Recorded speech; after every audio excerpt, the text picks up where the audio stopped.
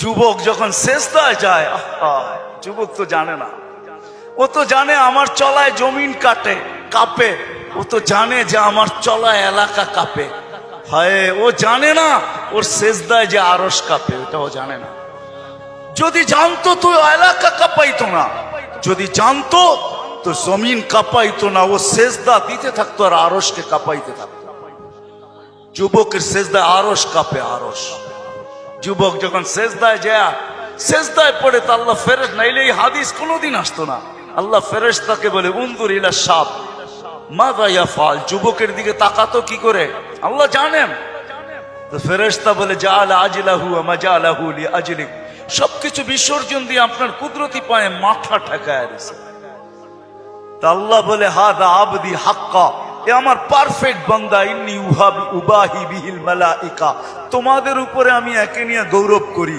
যখন সেজদায় চিৎকার দেয় সুবহানা রাব্বিয়াল আলা, আল্লাহ বলে সাব্বাহতানি সাব্বাহতুক, তুই আমাকে পবিত্র বললি, যাহ তুই পবিত্র, তোর গুনাহ মাফ, সেজদার থেকে উঠার আগে মাফ।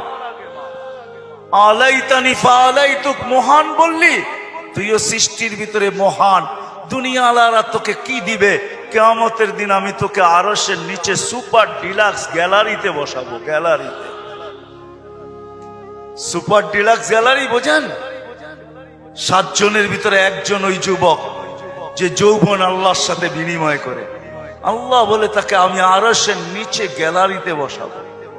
সাবআতুন ইয়াদিল্লুহুমুল্লাহু তাহতা দিল্লি। দুনিয়াওয়ালারা তোকে কি দিবে? দুনিয়াওয়ালারা অতক্ষণ দিবে যতক্ষণ স্বার্থ আছে। হইতে পারে স্বার্থ শেষ তো তোমার এতিম বাচ্চা, তোমার দুধের শিশুকেও এতিম করতে দুনিয়াওয়ালারা দ্বিধা করবে না, দ্বিধা করবে না। তোমার নববধূকে বিধবা বানাইতে দুনিয়াওয়ালারা দ্বিধা করবে না। অতদিন তুমি চামচ, যতদিন তুমি বোঝেন। রাগ হয়ে গেলেন? যুবক পায়ে হাত রাখি, মাপ চাই তোমাদের কাছে। অতদিন তুমি দুনিয়াওয়ালাদের কাছে দাম পাবে যতদিন তুমি চামচ হবে, চামচ। আল্লাহ বলে আমার কাছে দাম ভিন্ন, সত্য এটি। এই জন্য আসেন আজকের মজলিস থেকে ওয়াদা করে উঠি যে আজকের থেকে ভাববো যে আমি যে কোনো মুহূর্তে যেতে পারি। আমি বাবাইতে চাই, এই জন্য আমার কাছে পিছনে একটা প্রমাণ আছে।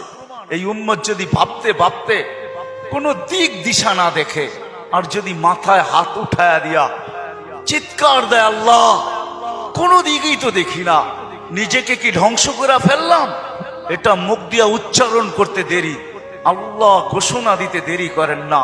ফালাম্মা তায়াক্কানতা বিল বাওয়ার ওয়া যানানতা আন্নাকা মিন আহলিন নার মানাহতু ইলাইকা রিদওয়ানি ওয়াল্লাইতু ইলাইকা গুফরানি ওয়া কুলতু লাকা লা তাহসান গফারতু লাকা যুনুবা ওয়াল আওসার ওয়া লিআজলিকা সাম্মাইতু নাফসিয়াল আজিজুল গফফার। আল্লাহ বলে তুই চিৎকার দিতে দেরি, আমি রেজার চাদর দিয়ে তোকে ডাকতে দেরি করি না, মাগফিরাতে ডুবাইতে দেরি করি না। তুই অনুভব করিস না, তোর পিঠে হাত রাখা আমি বলতে থাকি চিন্তা করিস না, গুনাহ খাতা মাফ করে দিলাম, তোর জন্যই তো আমি আজিজুল গফফার। এই জন্য চিন্তা করাইতে চাইতেছি। আসেন আজকের থেকে একটু চিন্তা করি যে আমি প্রস্তুত কতটুকু, প্রস্তুতি কতটুকু। এটার জন্যই আল্লাহওয়ালাদের সোহবত লাগবে, এটার জন্যই হক্কানি আলেমদের স্পর্শ লাগবে। মেরে দোস্ত, চোখের পর্দা একদিন খোলা যাবে। যদিও আজকে আমরা নিশাগ্রস্ত, কোরআনই বলে ওয়াতারান নাসা সুকারা, আজকে সবাই আমরা নিশাগ্রস্তের মতো। যুবক যৌবনের নিশায়, নারী নারীত্বের নিশায়, পুরুষ পুরুষত্বের নিশায়, বাড়িওয়ালা বাড়ির নিশায়, দোকানওয়ালা দোকানের নিশায়, হাটওয়ালা হাটের নিশায়, ঘাটওয়ালা ঘাটের নিশায়, রোডওয়ালা রোডের নিশায়, অফিসওয়ালা অফিসের নিশায়, আদালতওয়ালা আদালতের নিশায়। প্রত্যেক ব্যক্তি কসম খোদার আমরা নিশাগ্রস্ত, যার কারণে অনুভব হয় না কিছু। ঘোর একদিন কাটবে, খোদার কসম কাটবে। মালাকুল মউত হাত রাখতে দেরি, নিশার ঘোর কাটতে দেরি হবে না, নিশার ঘোর কেটে যাবে, আমাদের নিশার ঘোর কেটে যাবে। কবি শুধু শুধু বলে নাই ফাসাউফা তারা ইদান কাশাফাল গুবারু আফারসুন তাহতা রিজলিকা আম হিমার। কোরআনও এক জায়গায় বলতেছে তুমি অতি সত্তর দেখবে, অতি সত্তর তুমি দেখবে, বেশি দূরে না। তারাউনাহু বাঈদা ওয়া নারাহু কারিবা। আল্লাহ বলে ভাবতেছো তুমি অনেক দূরে, না না, আমরা দেখতেছি তোমার নাকের ডগায় চলে আসছে, তোমার দুয়ারে চলে আসছে। এই জন্যই আল্লাহর রাসূল দয়ার নবী সতর্ক করছেন উম্মতকে, আসবাহতা ফালা তানতাযিরিল মাসা। সকাল মিলল তো দুপুরের অপেক্ষা করো, বিকালের অপেক্ষা করো না। বিকাল মিলল তো সকালের অপেক্ষা করো না। এই জন্য আসেন, আল্লাহ ওয়ালাদের সোহবত লাগবে,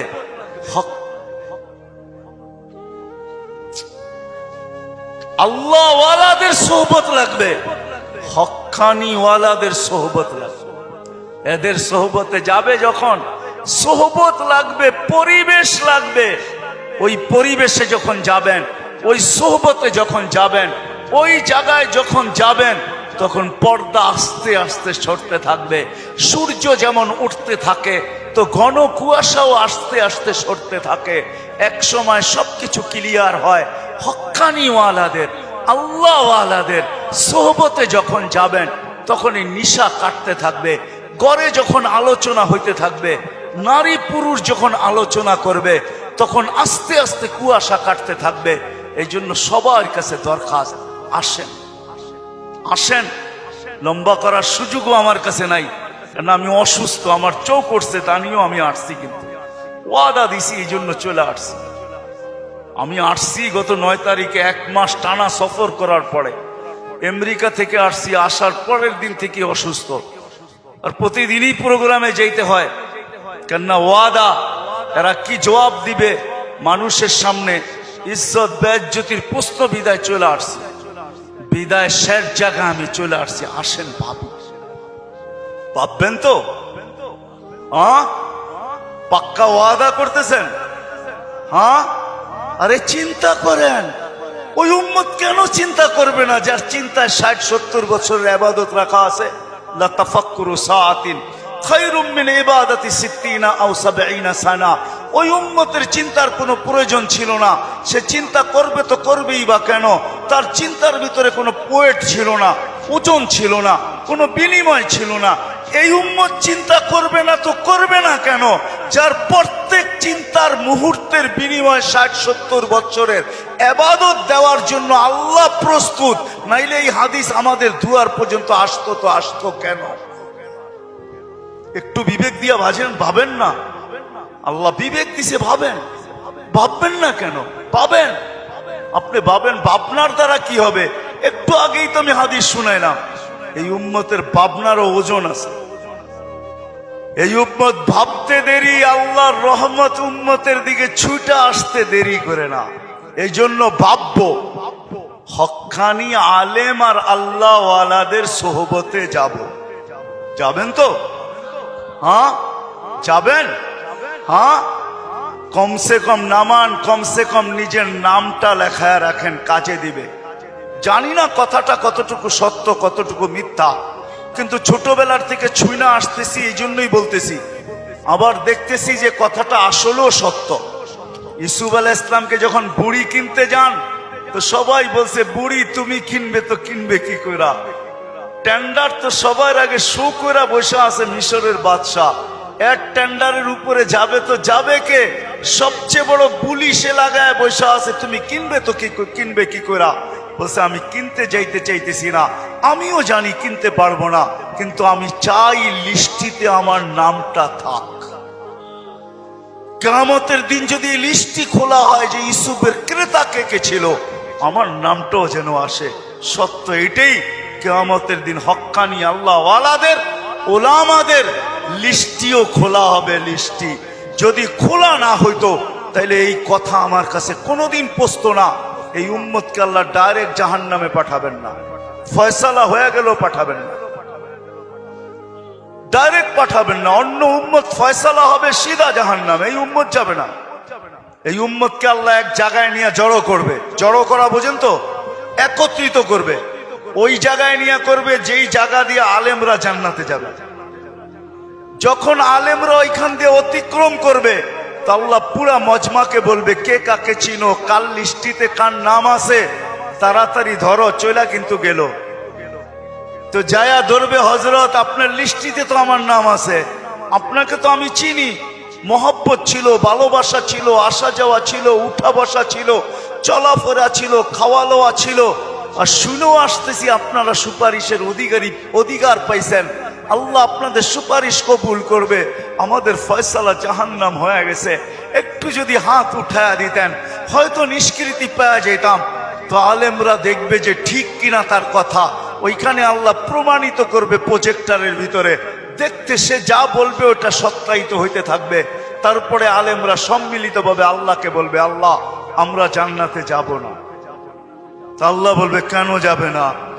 এরা সবই তো আমগো লিস্টির মানুষ, সবই তো পরিচিত, এরা দুযোগে চলে যাবে আর আমরা জান্নাতে চলে যাব। রাসূলুল্লাহ সাল্লাল্লাহু আলাইহি ওয়াসাল্লামকে মুখ দেখাবো তো দেখাবো কি? যাব না।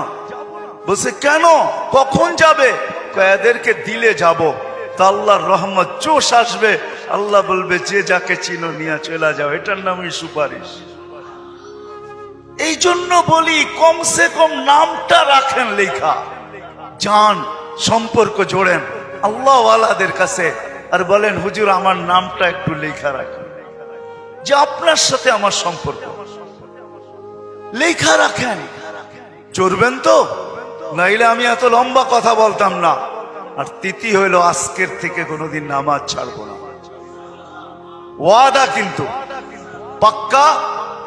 যেইখানে থাকি, যেই অবস্থায় থাকি, যেইখানেই থাকি ওইখানেই দাঁড়ায়। দুনিয়ার কিছু নামাজ আছে, এক নামাজে জান্নাত আছে। হ্যাঁ হ্যাঁ আছে, হুজুরকে জিজ্ঞেস করেন। পাহাড়ের চূড়ায় আজানের আওয়াজ গেছে, ওইখানেই দাঁড়ায় গেছে আল্লাহু আকবার। চূড়ার নামাজ তাকে জান্নাত দিবে, জান্নাত।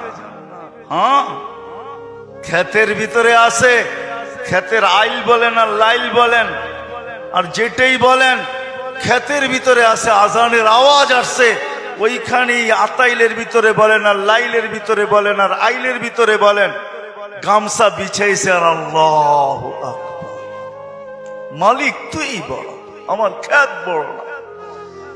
অফিসে আছে, কাজ করতে করতে ছুটার রাস্তা নাই, চেয়ারের পাশেই দাঁড়ায় গেছে আল্লাহু আকবার। এই সমস্ত ক্ষেত্রগুলা জান্নাত ওয়াজিব করে দেয়, ওয়াজিব। আল্লাহ ফেরেশতাদেরকে দেখায় কত ব্যস্ত, দেখ, তারপরও আমার ডাক শুনতে দেরি, আল্লাহু আকবার বলতে দেরি করে নেয়। আল্লাহ কত বড়। আমি যদি বিজ্ঞান পড়াইতাম আপনাদেরকে, তাহলে পড়াইতাম আল্লাহ কত বড়। কার কুদরতি পায়ে রাখা, পাও রাখার অনুমতি, মাথা রাখার আপনাকে অনুমতি দিতেছে। আল্লাহু আকবার শুধু তর্জমা জানি, আল্লাহ মহান, কিন্তু সৌরজগৎ দিয়া জানি না। যদি সৌরজগৎ পড়াইতাম তাহলে আপনাদেরকে আমি দেখাইতাম কত বড় আল্লাহর কুদরতি পায়ে আপনি মাথা টেকাইতেছেন, কত বড় আল্লাহ। এটা সৌরজগৎ পড়া ছাড়া বুঝে আসবে না আল্লাহ কত বড়। সৃষ্টি পড়া ছাড়া বুঝে আসবে না আল্লাহ কত বড়। উর্দু জগৎ পড়া ছাড়া বুঝে আসবে না আল্লাহ কত বড়। তখন আল্লাহ বড় বলবেন, কিন্তু দিয়া বলবেন, কিন্তু দোকান। আল্লাহ বড় মানি, কিন্তু দোকান কার কাছে রেখা যাব, অফিস কার কাছে রেখা যাব, ক্ষেত খামার কার কাছে রেখা যাব, কিন্তু বলবেন। আর যদি আল্লাহকে চিনার মতো চিনেন, তাহলে ওই সাহাবীর মতো বলবেন, নামাজে ব্যথা, নামাজে প্রতিবন্ধক। পাখি বাগানের ভিতরে ফরফর করতেছে, নামাজের ধ্যান ছুটা গেছে। ঘন বাগান ছিল, খেজুরের বাগান, তো পাখি ফরফর করতে যায়, নামাজের থেকে ধ্যান ওইদিকে সরা গেছে। সালাম ফিরাইতে দেরি, বাগান সৎকা করতে দেরি করে না। সৎকা থাকবে না বাঁশ, বাজবে না বাঁশি, থাকবি না তুই, ফরফর হবে না, আমার নামাজের ধ্যানও নষ্ট হবে না। আমি তো আল্লাহু আকবারের সামনে। আল্লাহকে যদি চিনে তাহলে ওই আবু দাহদার মতো হয়। এক খেজুর গাছ, 600 খেজুর গাছের বাগান, এক খেজুর গাছের বিনিময়। আল্লাহর রাসূল ওয়াদা করছে এক সাহাবীর সাথে, যে খেজুরের মালিক থেকে তোকে বাগান গাছ নিয়ে দিব, কিন্তু ও ছিল মুনাফেক। বলছে খেজুরের গাছ আমাকে দে, তোকে আমি জান্নাতে বাগান নিয়ে দিব। ইয়া রাসূলুল্লাহ, আমার ছেলে সন্তান এই খেজুরের গাছের খেজুর খুব পছন্দ করে, এটা ছাড়া যা চাইতেন তাইলে দিতাম, এটা দিব না। আবু দাহদা পাশে দাঁড়ায়া শুনতেছিল, তো বলছে ইয়া রাসূলুল্লাহ, কানে কানে আমি নিয়া দিলে দিবেন? অবশ্যই দিব, কেননা উনি মুনাফিকের রব চিনতেন। তো যা বলছে খেজুর গাছ বেচবি?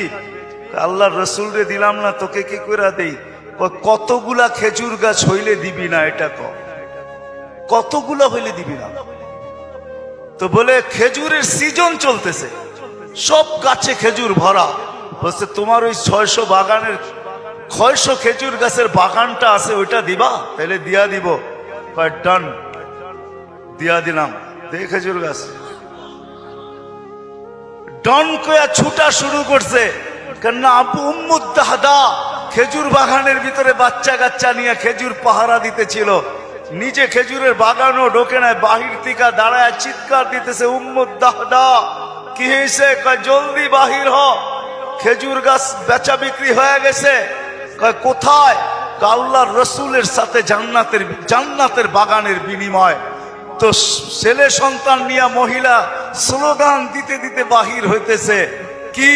রবিহাল বাইয়া বা দাহদা, রবিহাল বাইয়া বা দাহদা। আবু দাহদা, বড় লটারি জিতা গেছিস তুই, বড় লটারি জিতা গেছিস। বাহির হয়ে চলে আসছে, 600 খেজুর গাছ দিয়া দিছে। আল্লাহর রসুলকে বলছে, ইয়া রাসূলুল্লাহ, খেজুর গাছ কিনা ফেলছি। কয় কি দিয়া কিনছিস? কয় 600 খেজুর গাছের বাগান দিয়া কিনা নিছি। আবু দাহদা, আল্লাহ তোকে এর চেয়ে 10 গুণ বড় বড় জান্নাত দিবে। আমি তোর খেজুরের বাগান দেখতেছি জান্নাতের ভিতরে। সত্য এটা। ওরা চিনছে আল্লাহু আকবার কি জিনিস, ওরা চিনছে লা ইলাহা ইল্লাল্লাহ কি জিনিস, মুহাম্মদুর রাসূলুল্লাহ কি জিনিস। এই জন্য ওয়াদা করেন আজকের থেকে নামাজ ছাড়বো, পাক্কা ওয়াদা। যুবকরা কি বলে? পাক্কা ওয়াদা। ইনশাআল্লাহ হুজুর দোয়া করবে, তারপরে এখান থেকে উঠা যাব, এর আগে কেউ যাব না। আমি আপনাকে চোখ খুলে দেখাইতে পারি, আমার চোখে চোখ উঠার কারণে কথা বললে অনেক জোর লাগে। আবার কালকেও প্রোগ্রাম আছে, ডেলি আছে। আসছি আমি 9 তারিখে, 1 মাস সফর করার পরে টানা আমাদের তাবলিগি সফর ছিল। 1 ঘন্টার জন্য এরকম কোনো সুযোগ ছিল না থামার। তারপরও চলে আসছি। উঠা চলে যাবেন? আল্লাহওয়ালা মানুষ, একটু আগেই তো আল্লাহওয়ালাদের সোহবত বলতেছিলাম। ইনশাআল্লাহ ওনার দোয়া শুইনা, দোয়া নিয়া তারপরে যাব। আল্লাহ আমাদের সবাইকে আমল করার তৌফিক দান করে।